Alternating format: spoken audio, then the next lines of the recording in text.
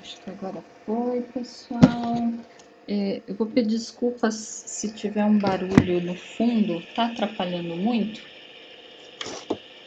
Não tá, porque eu tive que acionar um ventilador aqui mais forte para o computador. Ok, então, bom, na aula passada, né, a gente começou a ver as nossas aulas de cosmologia e a gente entrou nessa parte mais histórica de como que a gente passou em entender o universo como uma construção cultural para uma visão científica do universo e como que a gente passou de um universo estático, imutável e eterno para um universo que tem uma origem e em expansão. Né? Então, o ponto principal foi a descoberta da radiação cósmica de fundo, né, que é a radiação que preenche o universo e que é um resquício lá dos primórdios do início do universo. Então hoje a gente vai ver em mais cuidado como que se dá essa evolução do universo desde aquele ponto muito pequeno, muito denso, muito quente, até o que a gente vê hoje.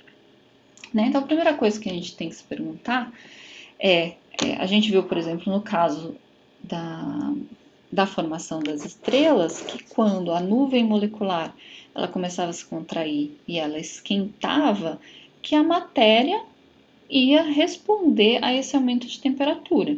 Então a gente ia quebrar as ligações moleculares, depois as ligações atômicas, depois o próprio núcleo, né? Ele de repente poderia ter suas propriedades alteradas.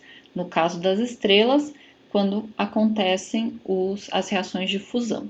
Né? Então, o que vai acontecer aqui desde que a gente tem lá aquele início que a gente chama de Big Bang, né, até os dias de hoje? Quais são os parâmetros que são importantes para que a gente consiga descrever a evolução do universo desde o tempo inicial até agora?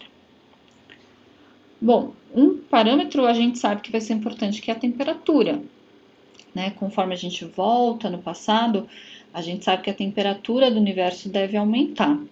Né? Então, como é que a matéria vai responder a se a gente voltar atrás, a esse aumento de temperatura, ou se a gente sai lá do tempo igual a zero para hoje, da diminuição de temperatura do universo? Então, é isso que a gente vai tentar observar aqui hoje.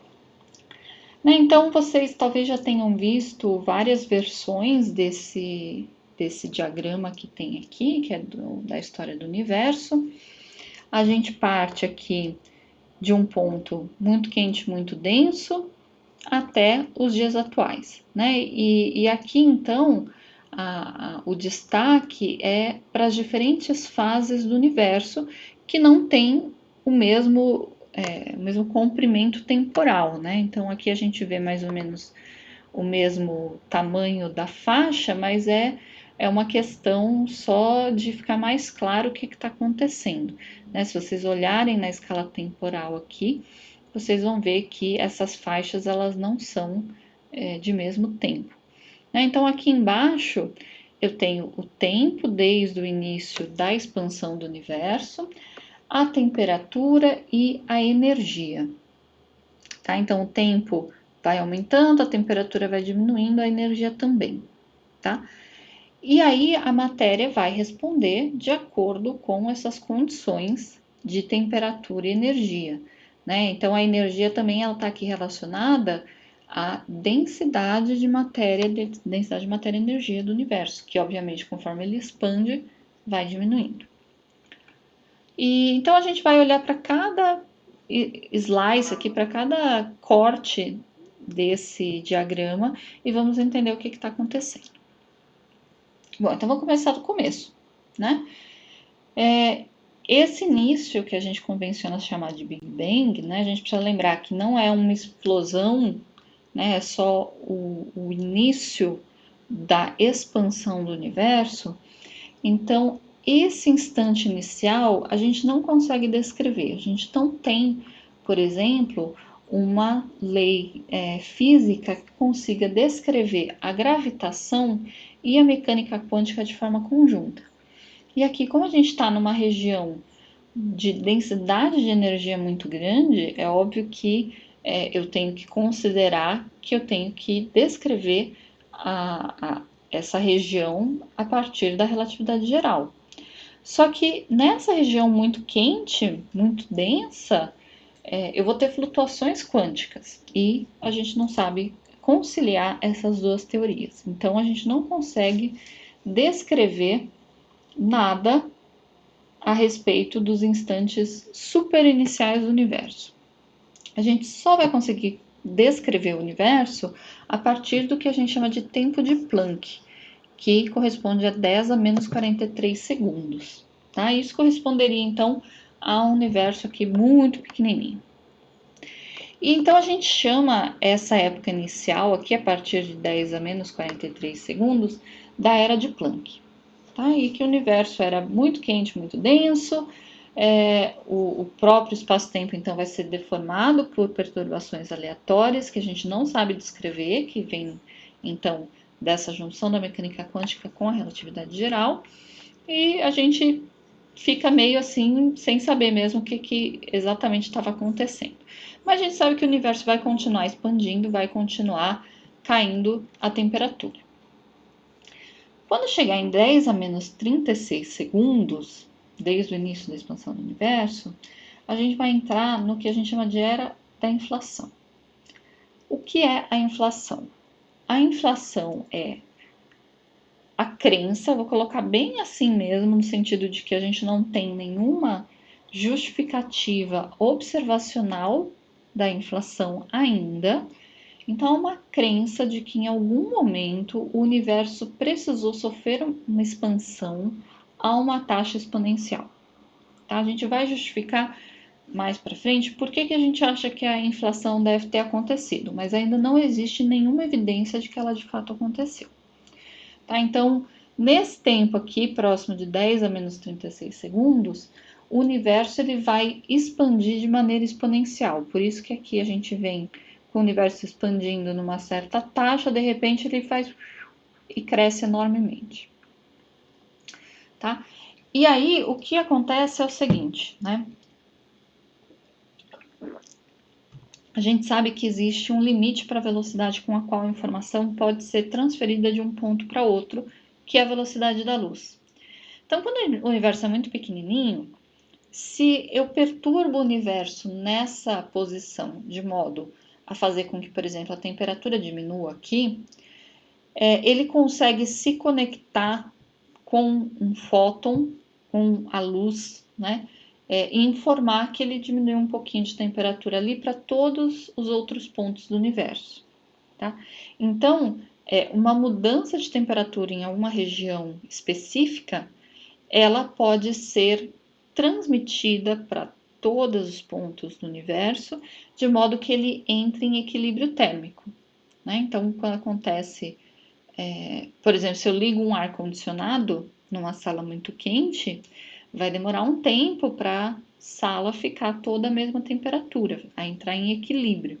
Então, é isso que a gente está falando. Quando o universo é muito pequenininho, ele consegue se comunicar com todos os pontos, de modo a manter esse equilíbrio térmico em todo o universo. Tá? Então, a gente diz que quando isso é possível, de você conectar um ponto ao outro a partir de um raio de luz, a gente tem contato causal. Né? Se acontece uma coisa aqui, ela pode ser a causa de outra coisa que acontece numa certa distância. Se eu não consigo fazer isso, então o que acontece aqui não pode ser nunca a causa do que acontece num outro ponto. Muito bem. Por que a gente acha que tem que ter acontecido a inflação? Porque a gente observa hoje, e a gente vai ver mais para frente o que essas duas coisas querem dizer, que o universo é plano e que o espectro da radiação cósmica de fundo, aquela descoberta lá por Penzias e Wilson, ela tem flutuações muito pequenininhas. E ela indica que o universo era homogêneo em temperatura numa escala muito maior do que poderia ter contato causal. Então, a proposta é que, se a inflação ocorreu, você levou pontos que tinham contato causal aqui para uma expansão tal que eles não tenham mais contato causal, mas a expansão foi tão rápida que o equilíbrio se mantém entre esses pontos. Vai ver mais detalhes mais para frente. Mas então, o que é proposto durante a época da inflação é que durante esse intervalo muito curtinho de pelo menos 10 a menos 34 segundos, o fator de escala que a gente chama, né, o tamanho do universo, cresceu por pelo menos esse fator aqui de E elevado a 100. Tá? E depois da inflação, o universo segue a sua expansão de forma usual. O que causou, o que poderia ter causado a inflação? Também é um ponto em aberto, mas talvez vocês já tenham vivido essa experiência da água super resfriada. Então, se você coloca uma garrafinha d'água no freezer, por exemplo, às vezes você abre o freezer e ela não. Você olha, ela tá líquida ainda, tá líquido dentro da garrafa. E aí você pega a garrafa na mão e você vê ela se transformando em gelo de uma forma rápida. Tá? Então, isso acontece por quê? Acontece porque a água ela resfriou abaixo da temperatura para o congelamento, mas ela ficou num estado metaestável. Ela não congelou, ela continuou líquida. E aí você vai lá e dá uma perturbaçãozinha, aí ela faz a transição de fase em toda a garrafa. Né? Então, o que se acredita foi que, se de fato houve a inflação, deve ter sido algum mecanismo dessa natureza, de você ter a condição de fazer transição de fase da matéria de um estado para outro, você não fez, que seria um processo gradual, né, essa transição de fase, e aí quando você faz a transição de fase, você faz ela muito rapidamente, e aí o universo expandiu um montão. Mas ainda é muito em aberto essa parte da inflação. Bom, mas supondo que houve uma inflação, o universo está aqui, ainda continua se expandindo, né? A gente entra na chamada época eletrofraca, né? Que vai aqui de 10 a menos 29 segundos a 10 a menos 10 segundos com essa temperatura. Isso que acontece, essa época eletrofraca, então, ela tem esse nome porque é uma época em que a densidade de energia é tão grande que você tem a força eletromagnética e a força fraca juntas como uma força só, que é a força eletrofraca, né? E o que você tem no universo, o que acontece com a matéria, é que você tem uma sopa aqui, feita de um monte de partículas e suas antipartículas. Então, por exemplo, aqui, né, tem um quark, um antiquark, aqui tem um elétron e um positron, e você tem uma quantidade muito grande, então, desses pares de partícula, antipartícula e de fótons, que é a minhoquinha aqui. E o que acontece é que quando você encontra a partícula com a sua antipartícula, elas se aniquilam e geram fótons. Esses fótons, eles vão ter uma energia bastante grande, então eles podem também gerarem um par de partícula-antipartícula. Então, você pode, por exemplo, um pósitron e um elétron se encontram, geram um fóton, depois esse fóton anda um pouquinho, encontra uma outra partícula e gera um par de elétron e pósitron. Tá? Bom, e aí então era essa sopa de quarks, leptons e bósons. Quanto maior a temperatura, ou seja, quanto mais atrás do tempo, maior a probabilidade de terem partículas pesadas, né? Porque esse fóton aqui, lembra que o universo está expandindo, então o fóton ele sofre aquele redshift devido à expansão do universo e vai diminuindo a sua energia. E para criar um par de partículas pesadonas precisa de bastante energia. Então, conforme a temperatura do universo vai diminuindo, eu vou tendo menos condições de criar partículas muito pesadas. Vou ficando só nas partículas mais leves, como os quarks, como os elétrons, como os neutrinos, né? Bom, e aí a gente não conhece nada que deveria indicar que o equilíbrio entre partículas e antipartículas fosse quebrado, a menos da evidência experimental mais óbvia de que a gente tem um universo feito de partículas. Tá? Então, alguma coisa, algum processo que ainda está sob investigação fez com que surgisse algum tipo de assimetria, de modo que você tivesse mais partículas do que antipartículas nessa época do universo. É uma fração bem pequenininha, é uma em cada bilhão de partículas que acaba sobrevivendo, ou seja, para cada 1 bilhão de antipartículas, você tem 1 bilhão e uma partículas. Então, esses 1 bilhão que tem partícula-antipartícula acaba se encontrando e se desfazendo, e sobra essa uma partícula. Então, a gente pode achar que é um número ridiculamente pequeno, mas é um número muito grande, quando ele deveria ser exatamente zero, né? Então, esses processos, que são processos de violação do que a gente chama de simetria CP, eles estão sob investigação ainda. Existem já alguns processos que violam essa simetria entre partícula e antipartícula, mas não seriam suficientes ainda para explicar esse 1 em cada bilhão de partículas sobreviventes.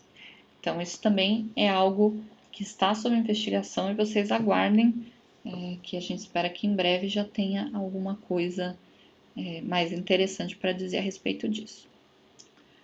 Bom, mas então, alguma coisa fez com que sobrasse um excesso de partículas, e agora o meu universo é esse excesso de partículas e os fótons, que continuam gerando pares de partículas e antipartículas, mas agora só as partículas mais leves, né? Partículas pesadonas, como aquele bóson W que eu vi aqui, bóson Z, elas não vão mais aparecer de forma espontânea aqui nessa fase do universo, né? E essa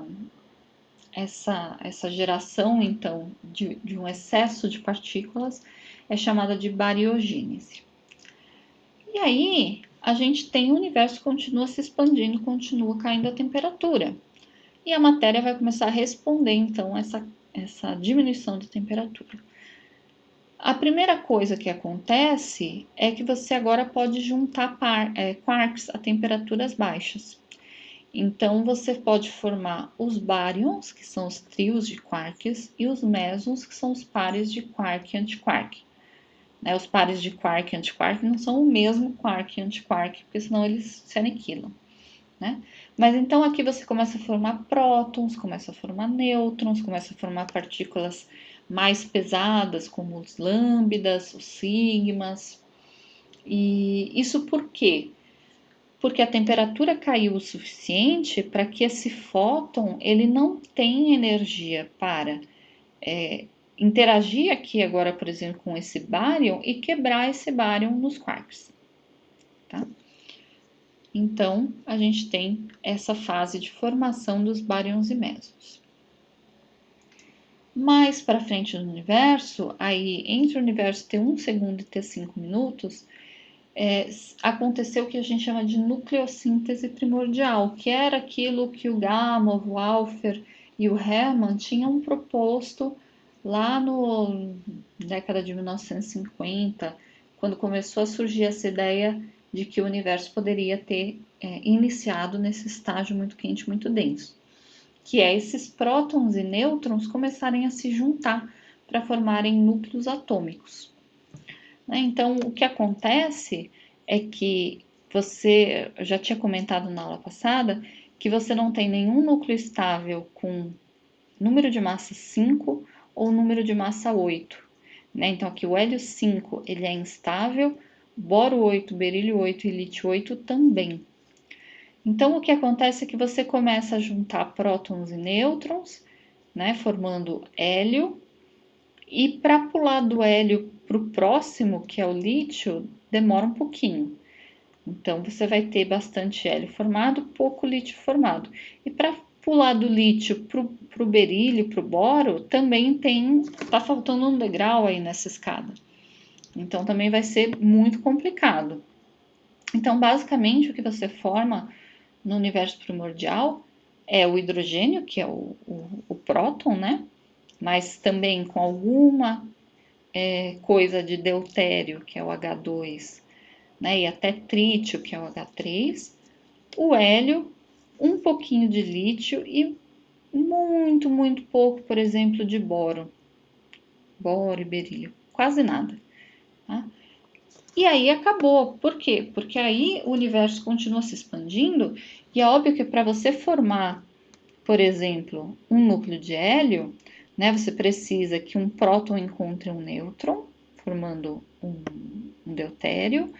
Esse deutério encontre um outro próton, formando o hélio 3, e esse hélio 3 encontre um outro próton ou um nêutron para formar o hélio 4. Né? Então, conforme o universo se expande, esses encontros entre os pequenos núcleos vai ficando cada vez mais difícil, né? Porque a densidade vai diminuindo. Então, você só consegue formar esses elementos muito, muito levinhos no início do universo.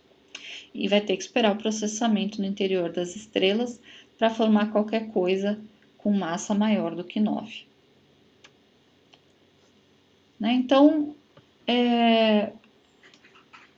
aí a gente vem com uma pergunta, né? Por que eu preciso diminuir a temperatura para que a nucleossíntese ocorra? A gente precisa diminuir a temperatura justamente porque se a temperatura for muito alta, logo aparece um fóton ali e quebra essa ligação que foi feita aqui entre os elementos desse núcleo.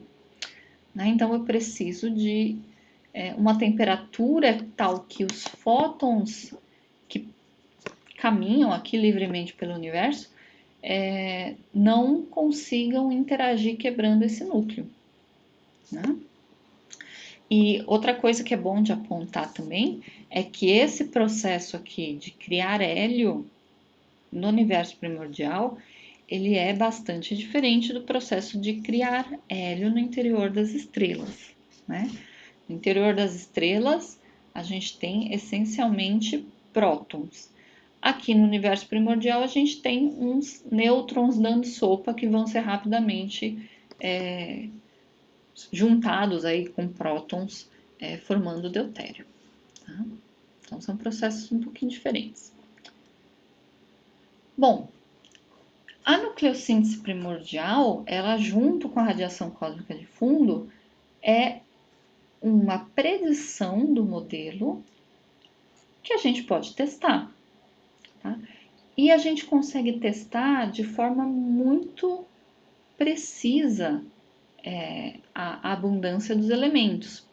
Então, se a gente for buscar estrelas muito, muito, muito, muito, muito velhas, né, e regiões, nuvens também muito velhas, enfim, tudo que tiver assim, tudo que for resultante de instantes mais iniciais do universo, a gente consegue ter uma boa indicação de qual é a abundância dos elementos na nucleossíntese primordial.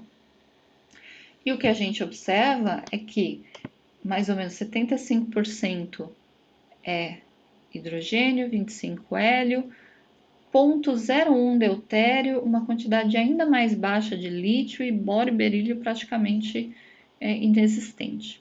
Tá? E uma outra coisa importante que a nucleossíntese primordial faz é dizer para a gente qual é a composição do universo em termos de baryons, né? Em termos dessa matéria normal que forma o que a gente está aqui acostumado, que forma eu, você, o computador, um carro, enfim, que forma a matéria matéria, digamos, que a gente está acostumado. Né? E a gente vai ver lá mais para frente que a nucleossíntese primordial, então, diz que 4% da composição do universo é matéria bariônica, tá? E o resto são outras coisas. Então, quando a gente faz essa comparação da predição do Big Bang com a observação, que vem aqui estrelas de população 3 e nuvens pobres em metais, a gente vê um resultado muito, muito, muito bom, exceto para o lítio, mas o lítio é uma coisa mais complicada, porque o lítio é um núcleo, ele é muito sensível, qualquer coisa quebra um núcleo de lítio. Então, o lítio ainda é um problema em aberto em relação à nucleossíntese primordial e, em particular, aos seus processamentos posteriores, mas a nucleossíntese primordial, junto com a radiação cósmica de fundo, é o que a gente tem de mais importante para suportar esse modelo atual que a gente está discutindo aqui. Tudo bem?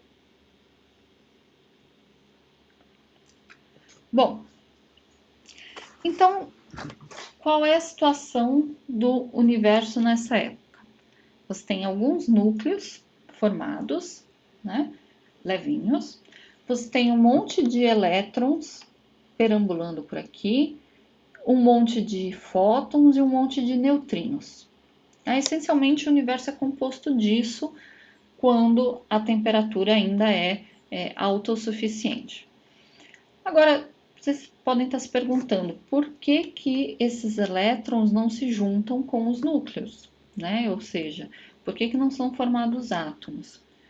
E o motivo pelo qual não são formados átomos é o mesmo do porquê que não tinha núcleo antes, né? Os fótons, eles ainda são energéticos o suficiente para que assim que um elétron encontre aqui um núcleo e se junte, já aparece um fóton e quebra essa ligação iônica que foi criada, né?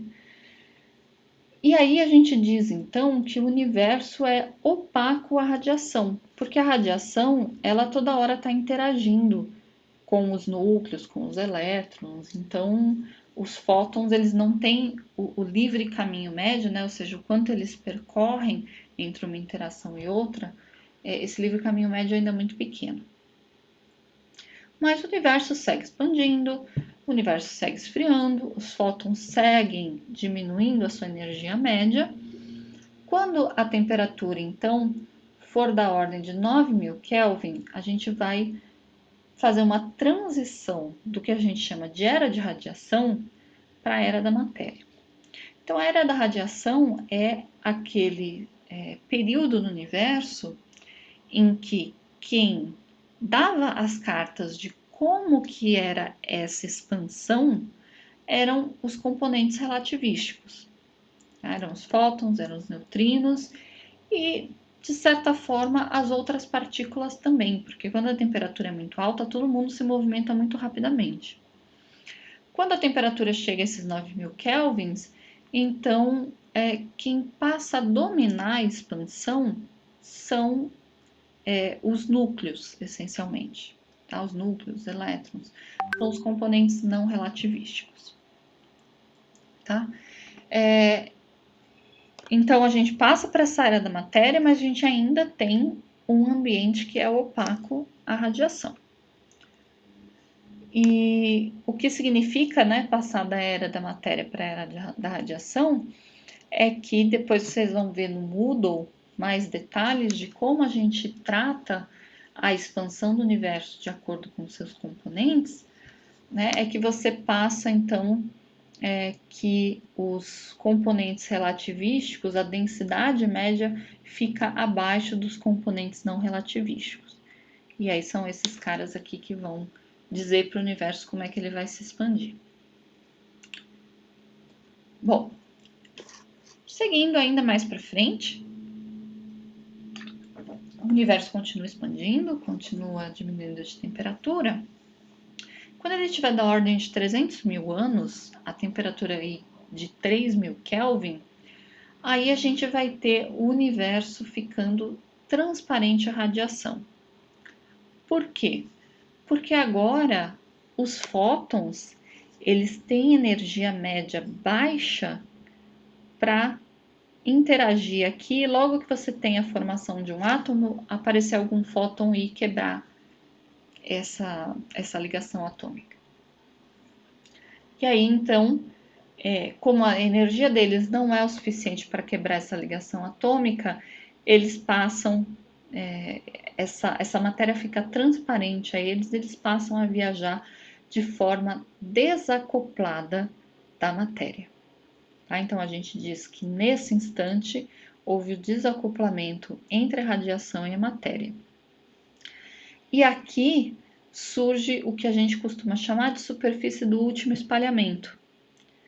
É a partir desse momento em que os fótons se veem livres para viajar pelo universo sem interagir com a matéria, somente diminuindo a sua temperatura em função da expansão do universo. Então, essa é a origem da radiação cósmica de fundo, né? Quando esses fótons passam a viajar livremente. Aí vocês vão ouvir também falar muito que essa é a época da recombinação, tá? É um termo meio estranho, porque não tem como recombinar um negócio que nunca foi combinado antes daquilo, mas a recombinação quer dizer, então, que os elétrons e os núcleos passam a formar os átomos, tá? Bom, então antes da recombinação, então, a temperatura era muito alta e toda vez que você tentava formar uma ligação entre um núcleo e um elétron, logo aparecia um fóton e quebrava essa ligação. Então, os fótons interagiam muito com a matéria o tempo todo e o universo era opaco, mas isso garantia que tanto a matéria quanto a radiação tivessem a mesma temperatura, né? Porque afinal de contas eles estão interagindo o tempo todo, estão em equilíbrio térmico. Quando ocorre a recombinação, então os fótons eles já têm energia mais baixa, né? Aqui a gente representa com um comprimento de onda esticado, né? Então antes os fótons tinham um comprimento de onda pequeno, agora eles já têm um comprimento de onda maior.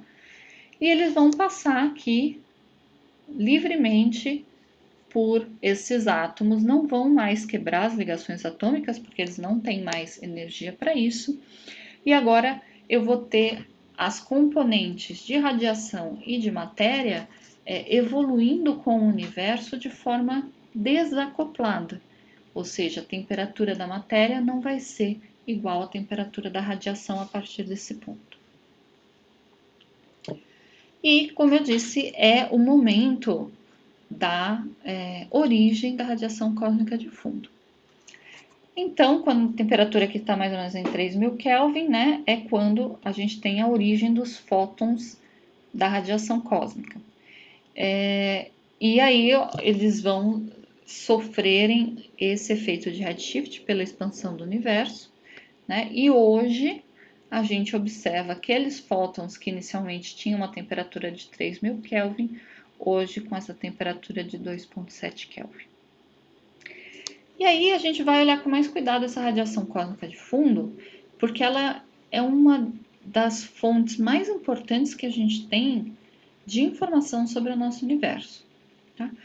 Então, se a gente olha aqui nessa escala de 2,7, ou seja, se eu tivesse um termômetro que tem a divisão aqui grossa, digamos, né, de décimos, de centésimos, de Kelvin, eu vou ver que, né, boto meu termômetro em todo lugar do universo, a temperatura é exatamente a mesma.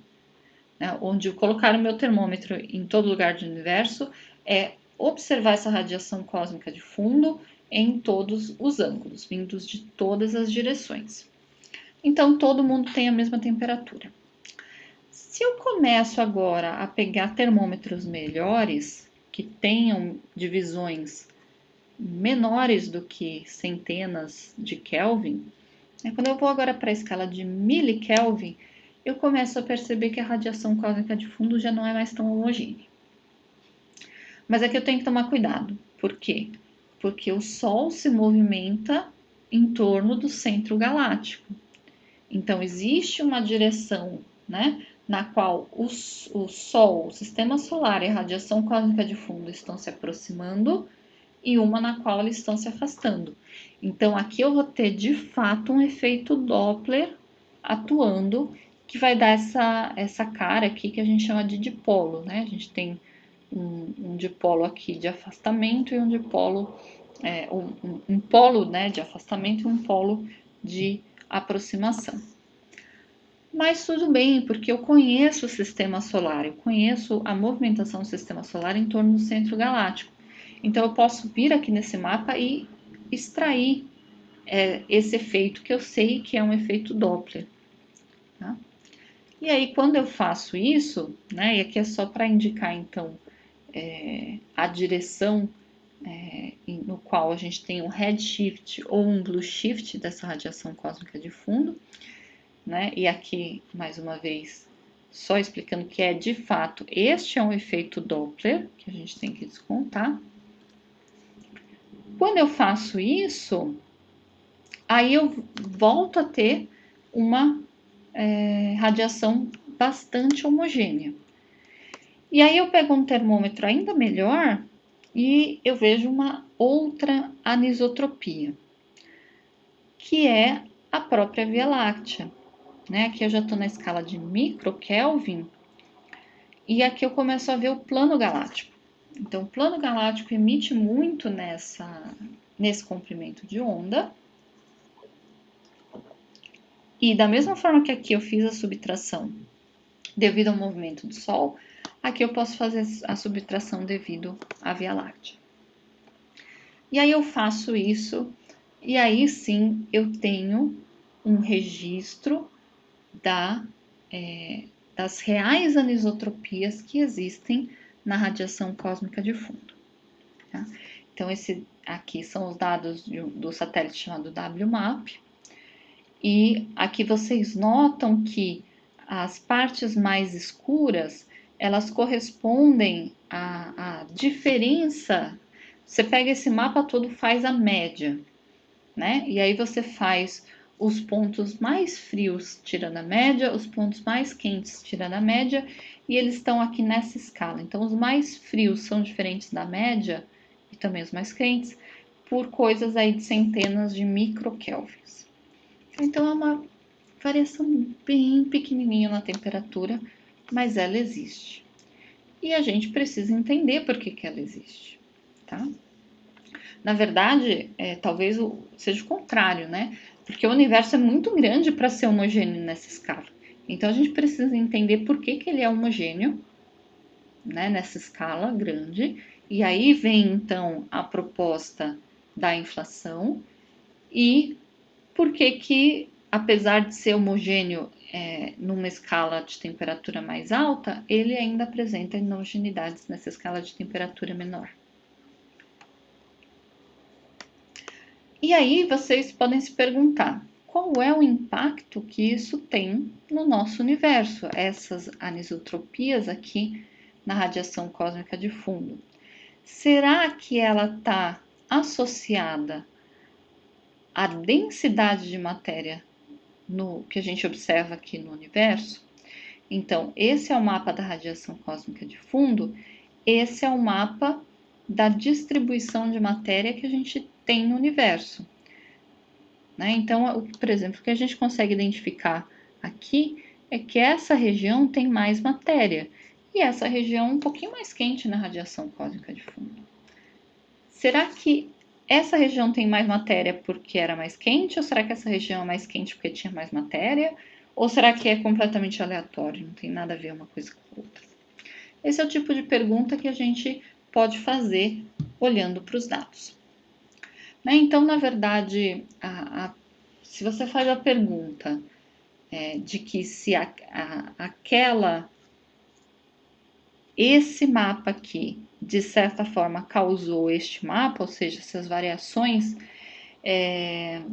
na radiação cósmica de fundo, correspondem a variações de densidade da matéria na época do desacoplamento e que, portanto, elas formaram as estruturas que a gente vê em grande escala, né? Então, se essa é a sua pergunta, a resposta é não, mas tem que tomar cuidado.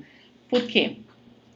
Porque as variações de densidade capazes de criar as variações na escala de microkelvin que a gente observa na radiação cósmica de fundo, elas não seriam suficientes para explicar o porquê que a gente tem uma aglomeração de matéria maior hoje, né? De aglomerados, de galáxias nessa região. As variações deveriam ser 1000 vezes maiores. Mas aqui tem que tomar cuidado porque as variações em densidade que estão associadas a essas variações de temperatura na radiação cósmica de fundo são da matéria visível, são da matéria bariônica. E a gente viu nos nossos estudos de galáxia que a grande parte da matéria das galáxias, na verdade, é matéria invisível, né? Que é a matéria escura. E, na verdade, a formação das galáxias, dos aglomerados, dos superaglomerados, deve seguir a distribuição da matéria escura. Elas vão se formar nos poços de potencial criados pela matéria escura. E aí, uma das grandes questões dentro da cosmologia, e que tem muita gente trabalhando, é a chamada formação de estrutura.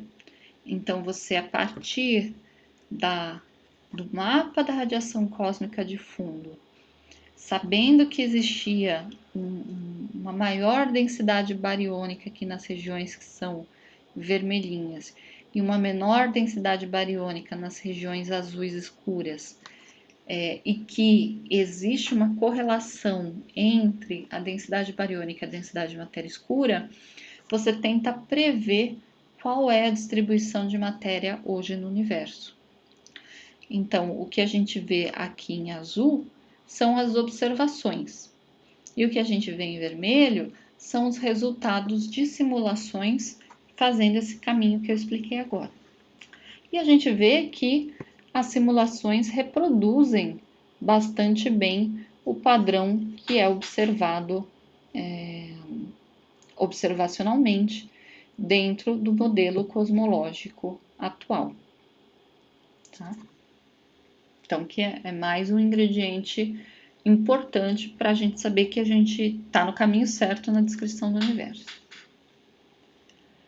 Bom, indo ainda mais para frente, né? Então, o universo vai continuar daquela forma, você tem os átomos formados, você tem uma radiação que está desacoplada da matéria, que agora está só sofrendo redshift cosmológico.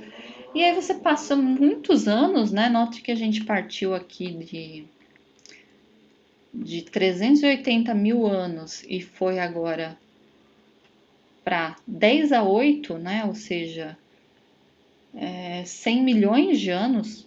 Então, nesse meio tempo, o universo ficou ali numa fase escura, né? Numa fase em que não tinha nenhuma fonte de luz atuando no universo, até que começou a formação das galáxias, das estrelas. Só que a gente lembra, né, que para o colapso de nuvens a gente precisa de temperaturas baixas. Então, o universo teve que chegar nessa temperatura mais baixa para começar a formação das galáxias e das estrelas. Né? Então, a gente agora entra na época das galáxias, né, de 1 bilhão de anos até hoje. Então, a gente tem a formação das galáxias, a interação das galáxias, a formação dos grupos, dos aglomerados e dos superaglomerados. E aí a gente passa a ter fontes, né, novamente, de luz, que são as galáxias, que são as estrelas. Bom, então aqui a gente passou de uma forma mais descritiva sobre todo o processo de evolução do universo até os dias de hoje, né? É claro que a gente deve, né, fazer essa descrição sobre a teoria da gravitação que a gente tem, que é a teoria da relatividade. Então, a gente tem que descrever a evolução do universo como solução das equações de Einstein, né? E essa descrição da evolução do universo dentro da teoria da relatividade geral é feita pelas equações de Friedmann-Lemaitre. As equações de Friedmann-Lemaitre, ela tem alguns parâmetros, que são a constante de Hubble, que na verdade é o parâmetro de Hubble, porque ele não vai ser constante ao longo de toda a evolução do universo, a densidade de matéria, a idade do universo e a curvatura do universo. Então, a gente considera a relatividade geral dentro dessas equações de Friedmann-Lemaitre e a gente precisa considerar o que contém esse universo, né? Então, nosso universo ele é multicomponentes em termos de matéria e energia. A gente sabe que tem a matéria bariônica, a gente sabe que tem a matéria escura, né, que a gente viu nos nossos estudos de galáxias. A gente sabe que tem fótons e neutrinos, só que nos dias de hoje eles não apitam mais nada, porque estão com uma temperatura muito baixa. Então, eles são meros espectadores hoje em dia da evolução do universo, mas foram importantes nos estágios iniciais, no qual a temperatura era muito alta, né? E potencialmente um outro componente que eu botei aqui de forma genérica como uma constante cosmológica, mas que a gente vai conhecer como energia escura. Tá? Aqui estão as equações de Friedmann-Lemaitre, tá? Então, depois vocês acompanhem no Moodle uma descrição mais detalhada, então, de como a gente faz essa evolução do universo dentro da cosmologia relativística. Mas aqui o importante que a gente precisa olhar é essencialmente esse R aqui é o que a gente chama de fator de escala do universo. Tá? É tipo a régua do universo. Essa régua vai crescendo junto com o universo. Então, é como se fosse uma espécie de raio, mas eu não quero usar a palavra raio, porque raio não é o correto para a descrição do universo, tá? Mas aqui eu vejo que eu tenho uma derivada temporal desse fator de escala, tá? Isso aqui vai ao quadrado. Então, isso aqui lembra, de certa forma, para a gente uma velocidade, né? Uma energia cinética de expansão. Então, aqui eu tenho um termo que vai dar a expansão do universo. Aqui eu tenho um termo que vai com a constante gravitacional e com a densidade. Tá? E note que ele tem um termo, um sinal contrário desse primeiro. Então, esse é o termo assim que vai frear a expansão do universo, né? A matéria, ela exerce atração gravitacional. É como se eu pegasse uma bolinha e jogasse para cima, né? Eu dou uma velocidade inicial para ela, ela sobe até um certo tanto, ela sofre atração gravitacional da Terra, ela vai chegar num certo momento e ela vai voltar a cair, né? Então, esse é o termo que dá a expansão do universo, esse é o termo que tenta frear a expansão do universo, e aqui a gente tem o termo de constante cosmológica, que na verdade vai acabar acelerando a expansão desse universo, porque é um termo muito estranho que tem uma pressão negativa, tá? E uma das coisas que vai ser bastante importante para a gente descrever como o universo se comportou, se comporta e irá se comportar no futuro é o que a gente chama de parâmetro de densidade. Tá? Então, eu pego, por exemplo, a matéria bariônica e eu pergunto quanto que eu tenho de matéria bariônica e eu divido por esse Rho crítico aqui. Tá? O que é o Rho crítico? O Rho crítico seria a quantidade de matéria que eu preciso no universo para fazer com que essa expansão um dia pare. Tá? Então, no meu exemplo aqui de jogar a bolinha para cima, seria o equivalente de qual é a velocidade com a qual eu preciso jogar a bolinha para cima, tal que ela atinja a velocidade de escape. Né? Ou seja, velocidade de escape é aquela que eu jogo um objeto e esse objeto ele consegue se afastar do outro que está atraindo gravitacionalmente, que o está atraindo gravitacionalmente, e chegar lá no infinito com velocidade zero. Então, aqui a densidade crítica seria o equivalente de quanta matéria eu preciso no universo para que ele se expanda e num tempo infinito tenha velocidade zero, ou seja, deixe de se expandir em um tempo infinito. Tá? E aí eu tenho esse parâmetro de densidade. E aí, dependendo do valor desse parâmetro de densidade total, né? Então eu tenho para cada componente, eu tenho um parâmetro de densidade diferente, né? Lembrando que eu tenho matéria bariônica, matéria escura, os componentes relativísticos e a energia escura, que a gente vai falar mais na próxima aula, né? Então eu somo todo mundo e eu pergunto qual o valor desse parâmetro de densidade. Se o parâmetro de densidade for 1, então eu tenho essa situação equivalente da bolinha sendo jogada com a velocidade de escape. O universo ele vai se expandindo, ele se expande cada vez mais devagar, até que num tempo infinito ele pare a expansão.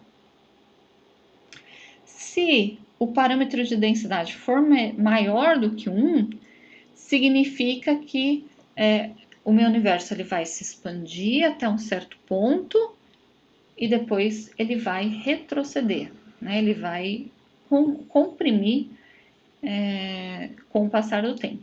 Então é equivalente a jogar a bolinha para cima com uma velocidade menor que a velocidade de escape. Ela sobe até um certo ponto e depois ela volta. Se o parâmetro de densidade for menor do que 1, então eu tenho esse universo se expandindo para sempre. Tá? Ele nunca vai chegar a parar a expansão. Né? Então seria eu jogar essa bolinha com uma velocidade maior do que a velocidade de escape, ela se afasta do objeto, vai chegar a um certo ponto no qual a atração gravitacional já não apita mais e ele vai continuar seguindo com a sua velocidade que ele atinge quando não tem mais a influência gravitacional do corpo. Né? E a coisa interessante é que aqui eu estou descrevendo apenas a dinâmica do universo. Só que na relatividade geral, como a gente tem que matéria e energia curvam o espaço-tempo, esses parâmetros aqui eles não vão dar só a dinâmica do universo, mas eles vão também descrever qual é a geometria do universo. E aí eu tenho a geometria positiva, zero ou negativa. Né? E eu costumo usar, descrever esses universos como universo fechado, plano e aberto. Tá? Então, aqui a dinâmica e a geometria do universo eles vão estar acoplados. E aí eu peço para vocês olharem com mais cuidado o Moodle, porque lá no Moodle, então, a gente tem, vamos olhar aqui a dinâmica do universo, né? Uma pagininha falando sobre a dinâmica do universo com um vídeo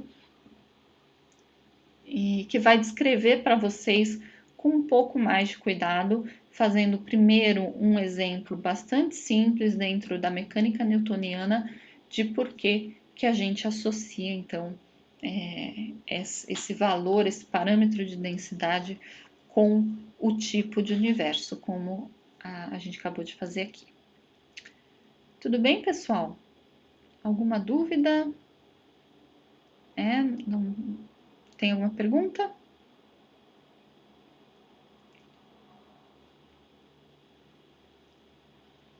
Tá ótimo, então. Então, vou parar aqui a gravação.